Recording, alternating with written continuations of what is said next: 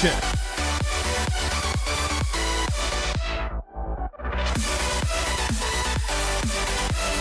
Yep.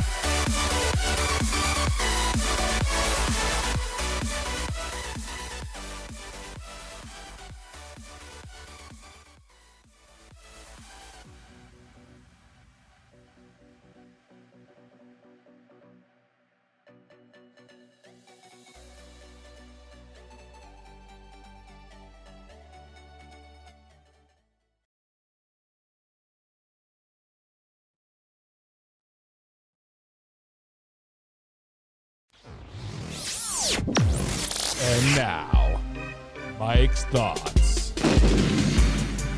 Putting foot in your mouth is when you speak out of place. When you put your foot in your mouth, you say something that you may think, but you should not say it. Putting your foot in your mouth is what Puka Nacua just did when he was speaking about the San Francisco 49ers just the other day. On the podcast with Julie Edelman, Games with Names, or Names with Games, Puka said that the 49ers Super Bowl window will be closed once Brock Purdy makes that $50 million deal. Now, Puka, you are not wrong, my man. You are not wrong. Matter of fact, you are spot on. Your views are perfect. Your views are aligned with most of the people that are out there. But you cannot say that. I can say that. Julian Edelman can say that. Other people out in the media can say that.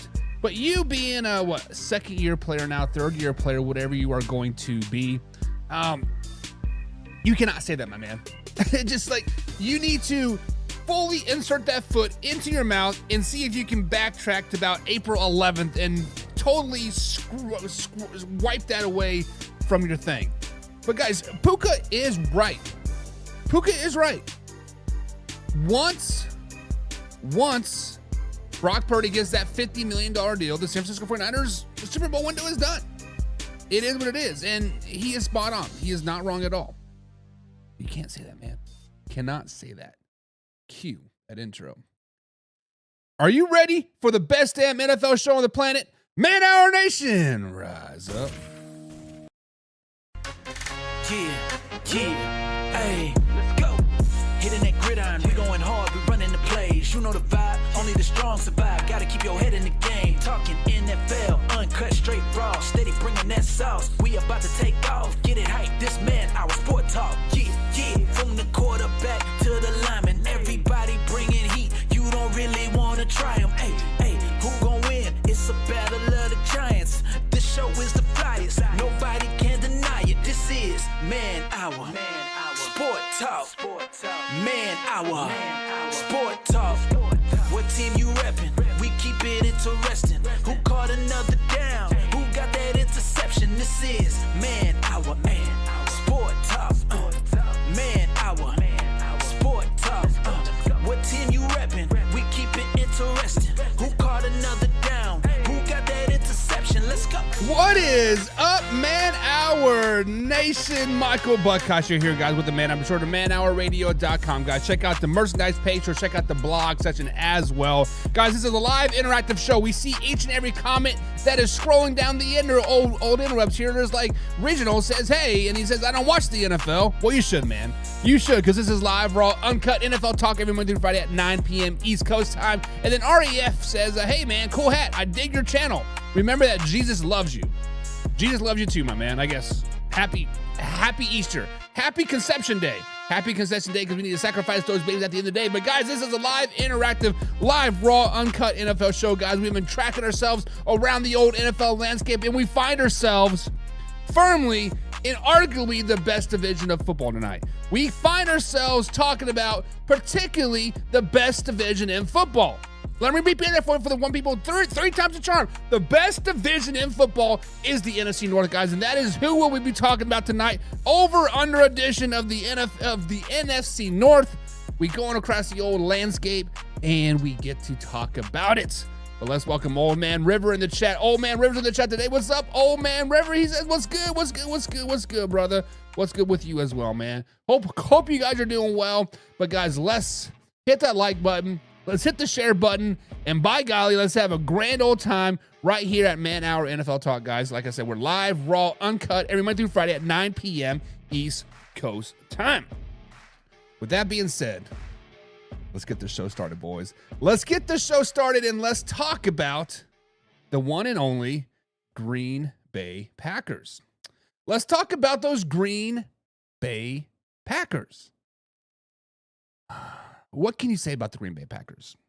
For the last 2 seasons, guys, the Packers have had the youngest team in the NFL. They've had a very, very young, talented young receiver core. They've had veteran leadership in Jordan Love because, he sat on the bench for 3 years. Now he's in this, he is the veteran on the old offensive side of the ball, right? But the wide receiver core of Jaden Reed, Romeo Doubs, and Christian Watson seems like a great young receiving core. However, they have never had that true stat success. They have never had that wow factor. They have never had the postseason success that we have been expecting. Guys, what is the issue in Green Bay? Is it the receiving core or is it Jordan Love? Now, I am a firm believer that Jordan Love got paid a little too early. However, in this NFL landscape that we are in, we know the next quarterback up is going to be the next highest paid quarterback. Jordan Love just happened to play 1 year and then got his dollar bill shell. That's just the way the cookie crumbled at the end of the day. But last season, the Green Bay Packers wide receiver core, guys, had the 3rd highest drops in the NFL. The 3rd highest drops in the NFL. They had a drop rate of over 7% in 2024. They had 33 drops as a receiver core in 2024. Jaden Reed was leading the way. The number 1 receiver had the most drops, had 10 drops in 2024. That is tough. You cannot have your number 1 receiver dropping all those passes. But hey, it is what it is, right? But on the other hand, Jordan Love, right? His first 8 starts of the NFL season had 11 interceptions. The man was turning the ball over left and right. He said, here, I don't want to win. Take it. Score. Detroit Lions. Score. Minnesota Vikings. Score. Whoever else were playing, the Philadelphia Eagles, right? 11 interceptions in the first 8 games. But he did not throw an interception in the last 4 starts of this NFL season. Now, Jordan Love did have 3,300 yards passing last season along with 25 touchdowns, but that is a far cry from his 4,000-yard season in 2023 when he got those dollar bill shell. Now, he did have 32 touchdowns, but he took a lot less sacks in 2024. So, guys, is it a receiver core issue or is it a Jordan Love issue in Green Bay? Simply put, guys, the wide receivers have to catch the ball. Simply put, the wide receivers have to catch the ball. There is no ifs, ands, or buts about it. If they catch the ball, they are a really, really good team. I seen Romeo Doubs make this spectacular 3-finger catch above his head, go, bring that back in. And then literally the very next play, the ball hits him in his chest. He's like, I don't want that. I'm scared of that. Like, what? Like, man, like, legitimately, like, what is wrong with you? But hey, guys, the question is the issue of Jordan Love's overratedness, is it actually Jordan Love being overrated, or is it the receiving core just being bad? I have to say it's the receiving core just being bad. You cannot have 33 drops, a drop rate of 7%, the 3rd highest in the NFL. Your number 1 receiver leading the NFL, not in catches, not in yards, but leading in drops. That is not a recipe for success. It is what it is. And Old Man River says it's the receivers. Love is a decent quarterback. And Old Man River, I think you're right.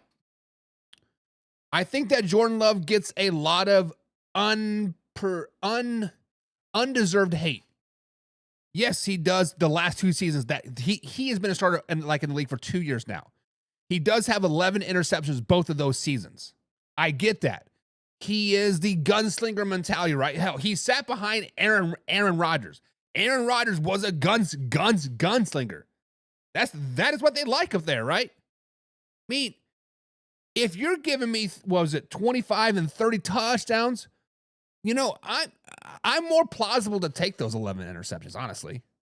Yeah, hey, it's a high risk, high reward type of situations, but I don't have the stats of how many of those 11 interceptions were because of bad throws or just dropped passes. You know, they tip them up and they happen to fall into the other guy's hands. That's a stat that I would really like to have. I wish I had the analytics team that ESPN and CBS and like NFL has, but I don't have those analytics. I don't have the team backing me. It's just me, right? But I would be curious to see what those numbers are. Take out the catchable drops that were interceptions to see how many interceptions Jordan Love actually does have. But I do think Jordan Love is a decent quarterback. Granted, he is not the best quarterback in the NFL. He is not even the best quarterback in the NFC North. Honestly, he might be the third ranked quarterback in the NFC North. And that seems to be shadowing of his greatness, but the NFC North is pretty loaded. But Old Man River says both, but truthfully, that it is both. It is a receiver core issue and a Jordan Love issue. We can't be waffling around here, Old Man River.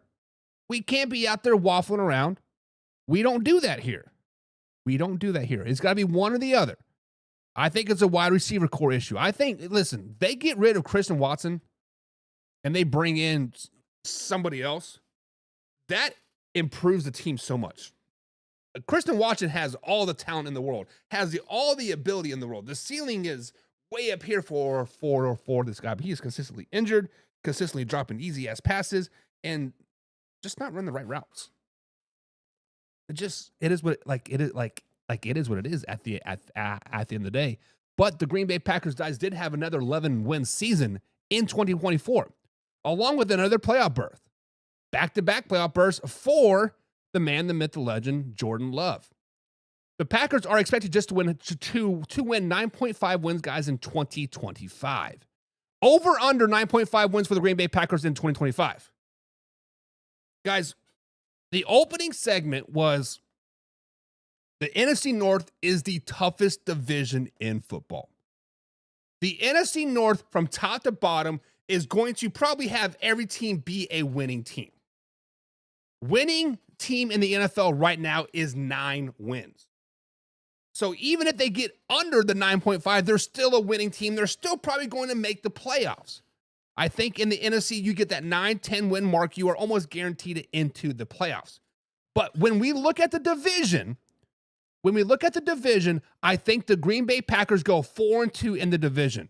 I think they sweep the Bears, that's 2 dubs, and they split with the Vikings and split with the Lions. There's 4 wins. They're 4-2 on the season. We're halfway home to the 9.5 win mark. Now, their schedule is not very kind to them this season. It just isn't. They play the Eagles at home. They play the Commanders, Ravens, Bengals, and Panthers all at home. Now, I do not think they beat the Eagles at home. I do not think they beat the Commanders at home. I do not think they beat the Ravens at home. I think they'll beat the Bengals at home, and I think they'll beat the Panthers at home. There's 6 wins. We need 4 more wins on the road to get over that 9.5 win mark. Now, their road schedule is a little bit more favorable, but still pretty damn tough. What's up, Laura? I see you, big dog. They play the Cowboys on the road. They play the Giants on the road, the Browns, the Steelers, the Broncos, and the Cardinals all on the road. Like I said, a very favorable road schedule. We're sitting at 6 wins. As of late, they have owned the Dallas Cowboys. Hell, I'm pretty sure that Aaron Jones from 2 years ago just scored another rushing touchdown on the Dallas Cowboys in the playoffs. That man was untouchable in that in that game. Right? Untouchable. But I don't see them beating the Cowboys at home. I see them beating the Giants. I see them beating the Browns. I do not see them beating the Steelers, the Broncos, or the Cardinals. So they're sitting at 8 wins. 8 wins for the Green Bay Packers in 2024. So I got to pick the under. After being 4-2 in the division and only getting 4 more wins on top of that, that is tough. But when you play the Eagles, Commanders, Ravens, Bengals all at home, yes, you're at home. Yes, it's a little bit favorable, but listen, the Eagles can play anywhere. The Commanders can play anywhere. The Ravens can play anywhere. The Bengals need a defense, but still, you guys get the point. So, guys, over under 9.5 wins for the Green Bay Packers in 2025. I got to say under. I'd like to say under. And Old Man River is agreeing with me. He pigskin punt. Give me some of that pigskin punt. Pigskin punt. Get you some. He says under. We got Laura Johnson Hedrick in the chat. She's a pigskin punter as well. What's up, Laura? What's up? And she says, like an Old Man River says, the Pack gets 9 wins. Still under. It's still a winning record. Still might be a playoff berth, but it might just be under. And Laura says the Vikings are the kings of the North. She says, I'm just joking, but really, the Vikings are the king of the North. Laura, the Vikings are actually last on my list to talk about. So sorry about your Vikings, but I said the best for last, right? I said the best for last. Old Man River says, oh, they going to beat Dallas. If they beat Dallas, that gives them 9 wins. Old Man River, and we're right on cue. We're still under the 9.5 though. Still under the 9.5. And Laura says, I might be a Minnesota Vikings fan. I might be old Kirk Cousins, president of his fan club still. But I'm going with the Green Bay Packers over. Laura thinks the Packers are going to have 10 wins in 2025. That's tough, baby. That's tough because with that means they're sweeping the Vikings, right? That means the Vikings are getting last in that division, Laura. You better slow it down, baby.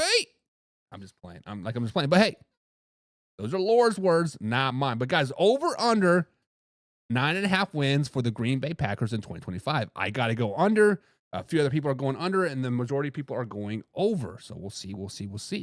Moving on. The Detroit Lions, guys.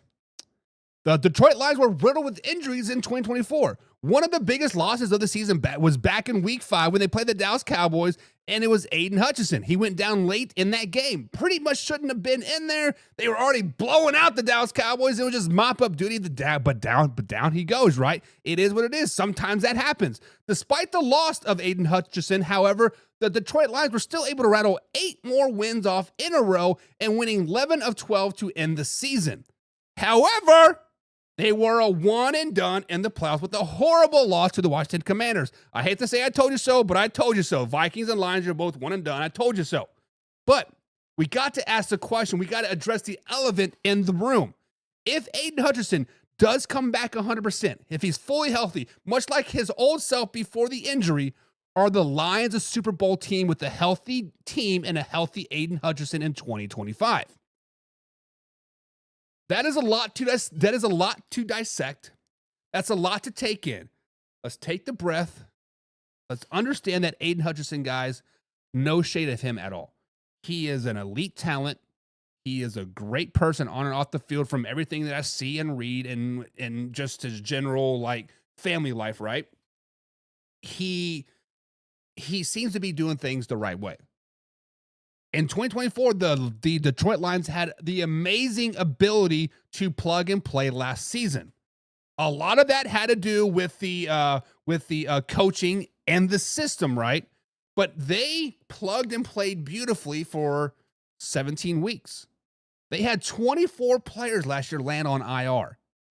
20 of them, which were on defense.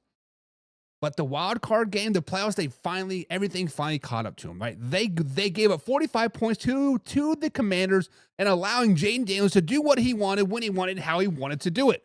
300 yards passing, 182 yards total rushing, and it is hard to win when you're giving up that kind of yardage. Now, when we look at Aiden Hutchinson, guys, if he was able to play versus the Commanders, that game, in my opinion, would have been 100% different. That game would have been 100% different. It would have been a much slower game. We would have been looking at the 25 to 28 point range. We would not be seeing the shootout that we had. What was it, 45 to 38, I think the final score was. It would have been a ground and pound matchup. Grind it out, grit it out, which, in my opinion, would favor the Commanders still. Now, like I said, I think Aiden Hutchinson is a great talent, and he has a bright NFL future. Do not get that twisted. I think he is a top-tier individual, top-tier player in the NFL. But simply put, just adding Aiden Hutchinson back to that Detroit Lions team does not make them a Super Bowl favorite. Adding 100% Aiden Hutchinson does not make the Detroit Lions a Super Bowl favorite. Let me say it one more time for the people in the back. A 100% healthy Aiden Hutchinson does not make the Detroit Lions a Super Bowl favorite in 2025. They have a hell of a lot more holes to fill. Like on the defense, right? Is Josh Pascal the right guy at the right defensive end opposite of Aiden Hutchinson? Can McNeil, will he ball out again and earn those dollar bills? I think McNeil is a great talent. I think he had a way overachieved last season. He got paid. Can he repeat that in 2025? And let's not forget the elephant in the room. That offense took a big hit. Yes, they didn't lose any players, but losing an offensive mastermind like Ben Johnson was the last several years in Detroit is a huge loss. And oh, by the way, they lost Aaron Glenn as well. That just told Aaron Rodgers to go basically kick rocks. Guys, the Detroit Lions are not Super Bowl favorites as of right now in 2025, in my opinion. There are teams that simply have just caught up to them. The Eagles exceeded them. The Commanders are right there with them. The LA Rams, my Super Bowl pick for 2025, the Rams got a hell of a lot better this offseason. The Chicago Bears are coming. The Green Bay Packers are coming. Let's not forget about the Minnesota Vikings. We will be talking about them shortly, but they have zero holes on their team. Let's just be honest. They have a couple question marks, like some couple what ifs, but they have zero holes. They didn't lose anybody besides Sam Darnold. Guys, so the issue with the Detroit Lions is they had a huge Super Bowl window. The sky was the limit. Everything was clicking because they were heads and shoulders above everybody else. They failed in the NFC Championship game 2 seasons ago. Everybody caught up a little bit then. One and done in last year's playoffs. Everybody's now neck and neck with them, if not a little bit higher. I'm not saying the Lions don't have grit. They don't have hard work. They don't have Mr. Dan Campbell, wood teeth mouth is like himself. But the simple fact of the matter is that everybody else is caught up. So guys, what do you think? Are the Detroit Lions a Super Bowl team in 2025? I am saying no. Old Man River says, keep your venom negative energy to yourself. Nice. Laura says, I'm not president of the Kirk Cousins fan club. Come on now. It can't be Cousins and Rodgers, so who is it? Laura says, I'm excited to watch the Lions and see what happens this season. Listen, I am excited to see what the Lions, like if it was truly Aaron Glenn and all Ben Johnson, or if it's a Dan Campbell system. Was it Ben Johnson, Aaron Glenn system, or was it Dan Campbell system? Like, that is my biggest complex that I'm having inside of my mind here. And when we look at the over-under projection for them, that is the biggest what if. Was it the Aaron Glenn system? Was it the Ben Johnson system? Or is it the Dan Campbell grits, gut, and glory system, right? But they did have a 15-win season in 2024.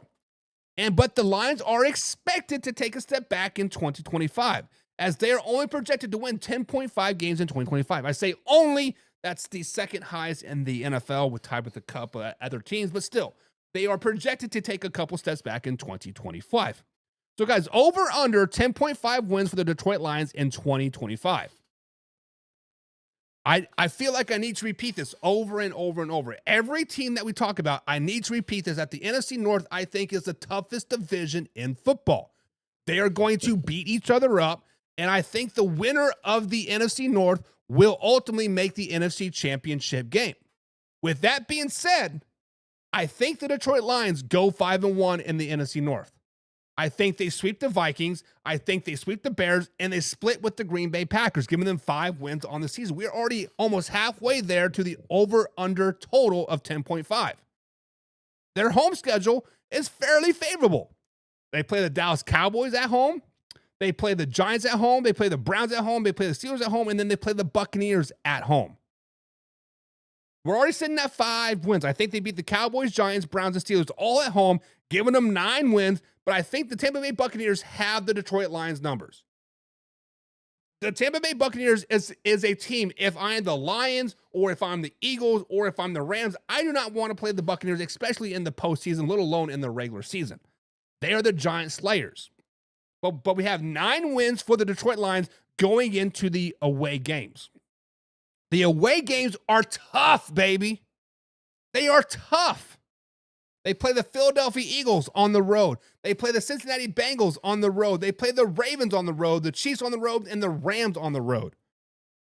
Guys, I think they only get 1 road win in 2025 outside of the division, and that is versus the Cincinnati Bengals, giving them Miss Davis's wins on the season 10. They lose to the Eagles on the road. They lose to the Ravens on the road. They lose to the Rams on the road, and then they lose to the Kansas City Chiefs on the road as well. Guys, over under 10.5 wins for the Detroit Lions in 2025. I got to go under. I'm giving them 10 wins. Now, that is no slouch. That is no bad season. That's no overlooking them. They went 5-1 in the toughest division in football. Their road schedule is just tough. It is tough. It is tough. It is tough. It is tough. And Old Man River says they had an unbeaten road record last season. Listen. You cannot dog that. You cannot discredit that, right? But let's just be honest. The Detroit Lions had a very favorable schedule last season.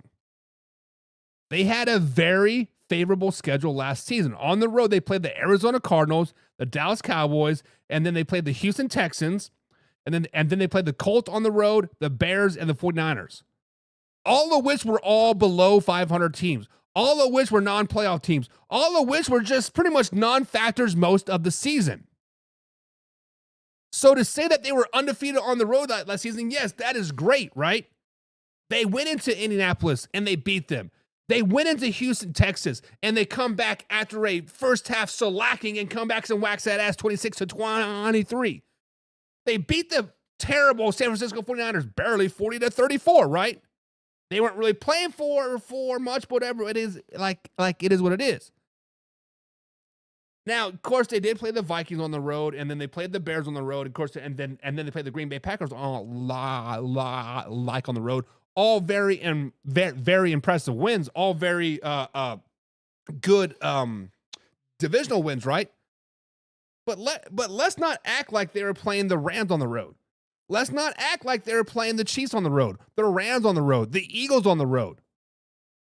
So I get what you're saying, old man River, and your point is very, very valid. But this year's road schedule is a hell of a lot harder. This year's road schedule, everybody has your firm eye on you. Being 15-2, you got the biggest bullseye on you in the world. Everybody wants to slay that dragon, especially the Eagles. Because everybody like and their dog said, well, if the Lions would have played the Eagles, they would have beat the Rashes, whatever. You guys couldn't get past the Commanders. The Ravens have been the NFC killers. The Rams are the best team in the NFC as of right now. The Chiefs are going to be a tough out. Whether you want to admit it or not, Arrowhead is a tough place to play. Especially when you are a dome team. Especially when this game is probably going to be in November, maybe even December.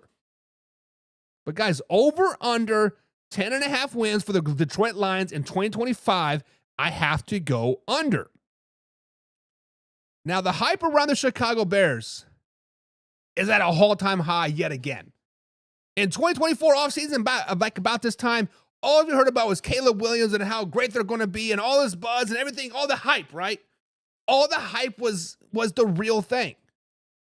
Now, 2025, we're hearing it yet all again.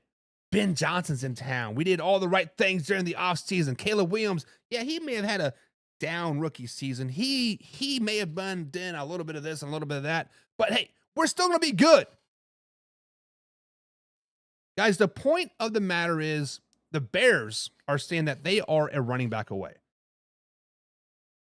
The NFL experts are saying that the Chicago Bears are a running back away.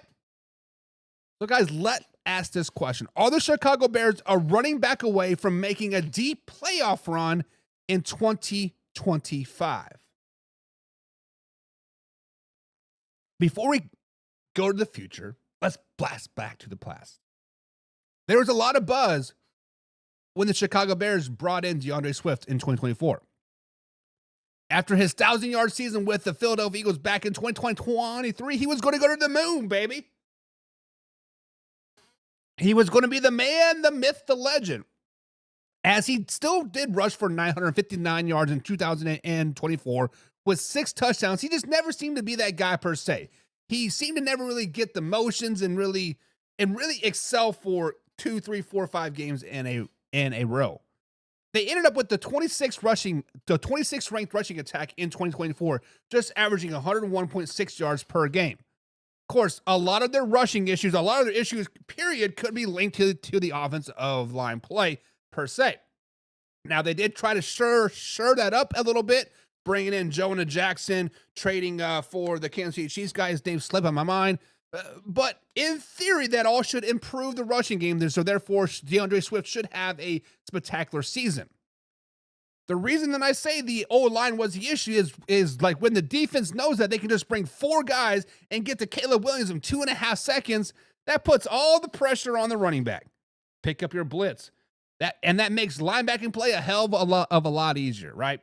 DeAndre Swift just never really had a chance. Let's just be honest. Swift is entering his 6th season in the NFL. Now, like I said, I'm not saying he's a bad back, but he's not great either. He's just nice, like a nice mediocre mid-tier, a part of a 1-2 back system. Now, the Chicago Bears are sitting at the 10th overall pick, and all signs are pointing that they are drafting Ashton Gentry out of Boise State. Now, the Las Vegas Raiders are like, hold my beer. We got a little higher pick than you. But let's say Gentry does fall down to that number 1 or to that number 10 pick, and the Chicago Bears do draft him. Are the Bears a deep playoff run then? If they draft Gentry, are they going into a deep playoff run? Guys, the simple question or the simple answer is no. The Bears are not a running back away.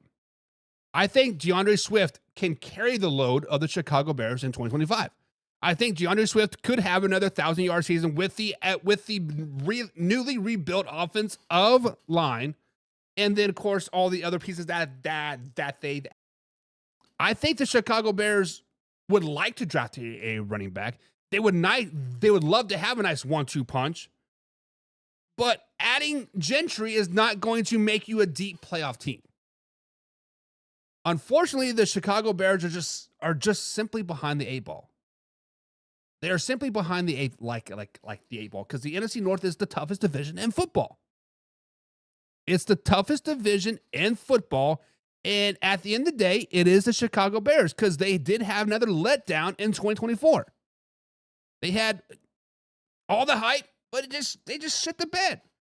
But the Bears are projected to have yet another losing season in 2025. They are projected to have 8.5 wins in 2025. So, guys, over under 8.5 wins for the Chicago Bears in 2025. Let me repeat this one more time. The NFC North is the toughest division in football, and I think the Bears go 1-5 in the division. Their only win is versus the Minnesota Vikings. They get swept by the Packers and get swept by the Lions, giving them 1 win. So we need 8 out-of-conference wins to get the over. Their home schedule is a little bit favorable. Much like the Detroit Lions, their home schedule is a little bit favorable. They play the Cowboys, Giants, Browns, Steelers, and Saints all at home. I think they beat the Giants, they beat the Browns, and they beat the Saints. Steelers and Cowboys are a tough draw, right?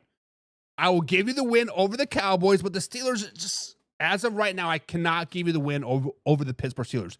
Their defense is too good, and they have the best wide receiver duo in the NFL. Just be honest. Now, their road games, much like the Detroit Lions, are tough, baby. They're tough. They play the Ravens, they play the Bengals, they play the Eagles, Commanders, 49ers, and then the Las Vegas Raiders. So we're looking at 4 road wins to get over that 8.5 mark. We're looking at 4 road wins to get into the playoffs, particularly. They're not beating the Ravens at home. They're not beating the Bengals at home. They're not beating the Eagles at home, on the road. They are not beating the Commanders on the road. They're not beating the 49ers on the road. They're probably not even beating the Las Vegas Raiders on the road. Now, I'm not saying that the Chicago Bears are a bad team. Much like last season, they had a very, very tough schedule. This year, they have even a tougher schedule. Guys, I have to go under for the Chicago Bears. 8.5 wins under. being in the toughest division in football, having one of the hardest road schedules in football, having a easier home schedule, but you still play the Giants. Or the Giants are underrated. The Giants are going to sneak up and bite some people in the ass. The Browns still have a good defense, right? And they got 2 Super Bowl winning quarterbacks on their roster. The Steelers are going to be good. I think the Saints are going to shock some people. And then you have the Dallas Cowboys that are probably Super Bowl champs. But I got to go under. But guys, over under 8.5 wins for the Chicago Bears in 2025. My man John's in the chat. What's up, John? Big skin pun. Get you some. He says under for the Chicago Bears. No fandom there, but John is a Detroit Lions fan. Let's just point that out there. Real McCoy says, I think the Bears should have kept Fields under center, and he's picking under. Listen, real McCoy, you are not the only one that they thought they should have kept Justin Fields, right? But when a new coach comes in, like Eberflus did, they want to draft their quarterback. Unfortunately, he was the odd man out. John is saying under. Old Man River is saying under. 8 wins for the Chicago Bears. Guys, what do you think? Over under 8.5 wins for the Chicago Bears in 5. Now, John, I've seen that we were talking, or I'm sure you saw that we were talking about your Detroit Lions, and you popped in a little late, and I already transitioned, but I see what you've been saying. Judas Howard is in the chat as well. He says Detroit Lions have over 10 wins. So the over would be 11 because you're sitting at 10.5, Judas. So you got to go under. But John says, why does Detroit have no chance? Sorry, I missed the beginning. So, John, you know I've been deemed this Detroit Lions hater, and I'm not trying to be a hater. I'm trying to be a realist, right? 2 years ago, like I said, they had the Super Bowl window was wide open. When they made the NFC Championship game versus the San Francisco 49ers, if they would have went to that Super Bowl, they would have been probably back-to-back Super Bowl champs. Let's just be honest. But when you just get to the championship and then you lose, you're obviously going to have a letdown the following season. Obviously, that did not happen. 15-win season. What was it? 24 guys on the IR, plug and play, whatever, yada, yada, yada. The reason that I do not think that the Detroit Lions are Super Bowl favorites in 2025 is because the rest of the NFL has caught up to the Detroit Lions. 2-3 years ago, the Lions were right here, and then the rest of the NFC was right here. They were trying to be relevant, but just it is what it is. The Eagles passed the Detroit Lions. The Rams have passed the Detroit Lions in 2025. The Commanders are right there. There's other teams right there getting up there. The Vikings, the Packers, the Dallas Cowboys. Right, there are teams right there that are matching the Detroit Lions' greatness. And I think there's a couple teams that have surpassed them. And as they did not lose guys on the offense, they are getting guys back on the defense. I think the loss of Ben Johnson and Aaron Glenn is going to be a real telling point, right? Was it their systems that made the Detroit Lions great, or was it Dan Campbell's system? Whose system was it, right? And is the system that if it is Dan Campbell's system, is it the system that Ben Johnson and Aaron Glenn were heads of? Can they be plugged and played too, right? So that is why I do not think that they're Super Bowl favorites. And John says, you're crazy, bro. The gate continues. Detroit Lions have 12 wins this season. And if they can have the repeat success that they had on the offensive side of the ball, yes, that could be true, John. But the truth is when you look at their schedule, it is Eagles, Ravens, Chiefs, and Rams all on the road. Now, you can still have a 13-4 season, right? But you play the Buccaneers. They've had your number as of late. The Dallas Cowboys are due to beat you. You play in the toughest division in football. It is tough. It is not shade. I'm just trying to be realistic, and realistically, you're going to have a downfall by losing those coaches. Now, you might start off 10-0, or like 11-0 and awesome, but you may not win the rest of the game for the rest of the season. Look at the Philadelphia Eagles. He says, Dallas Cowboys Super Bowl champs. You know I was 100% glazed in there. But yeah, like, I just want to be honest that the old Detroit Lions, you got a tough schedule. Speaking of toughness, though, the Minnesota Vikings, guys, they will be starting yet another starting quarterback in 2025 come week 1. That'll be their third different starting quarterbacks in week 1 in the last 3 seasons. We've heard all this talk about Aaron Rodgers coming to Minnesota, J.J. McCarthy being the only quarterback on the roster, whatever, yada, yada, yada. We also seen the success that the Minnesota Vikings had last season quarterback, right? Sam Darnold was a top 5 quarterback in the NFL last season. The defense was par, right? But the offense was to show. So, guys, will the quarterback play be the weakest link of the Minnesota Vikings in 2025? Now, I think Kevin O'Connell has the perfect quarterback system. Much like San Francisco 49ers, them in Minnesota have truly a plug-and-play quarterback system. No matter who the quarterback is, as long as they are at least decent, above average, a 14th, 13th, 12th quarterback in the NFL, above average, they're going to have massive success in Minnesota. When you look at the defense, however, they had the 16th ranked defense in 2024. They had the 28th ranked pass defense. They had the second-ranked rush defense. Like a lot of teams were passing on them, so those numbers are a little bit skewed.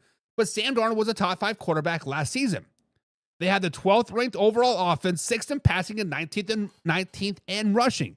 I expect Aaron Jones to get the ball a little bit more this season. Now, as the quarterback play will be a huge factor for the Minnesota Vikings in 2025. Let's just be honest. If J.J. McCarthy is healthy, if J.J. McCarthy is above average, the Minnesota Vikings should do well. But the weakest link on the Minnesota Vikings is not the quarterback play. The weakest link on the Minnesota Vikings is not even on the offensive side of the ball. It's on the defensive side of the ball.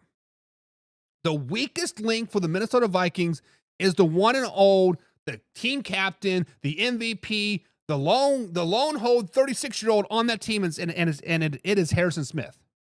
Link on this Minnesota Vikings roster. Now, I understand that sounds weird for you guys to like hear. I understand that Harrison Smith has been a staple for the Minnesota Vikings for a very, very long time. I understand that Harrison has been the man, the myth, the legend in Minnesota, in the purple people eaters in Skull Nation for a long time. But the truth is, he's 36 years old. Father Time is undefeated. He has been great. Hell, he has been elite at times, but he is the weakest link on the team as of right now. Him coming back for his 12th or 13th year is all great and dandy, but Vikings is not the quarterback play. It is not the quarterback play. And when you have weak links on your team, you may have a down season. Now, after a shocking 14-win season in 2024, after everybody pretty much projected them at 7-6-5 wins in 2024, they had a 14-win team, but they were their starting quarterback yet again to another team. Now, the Minnesota Vikings guys are projected to win 8.5 games in 2025. So under 8.5 wins for the Minnesota Vikings in 2025. We need to say this one toughest division in football. 2-4 in the division this season. They will get swept by the Lions, and they'll split with the Bears and split with the Packers, giving us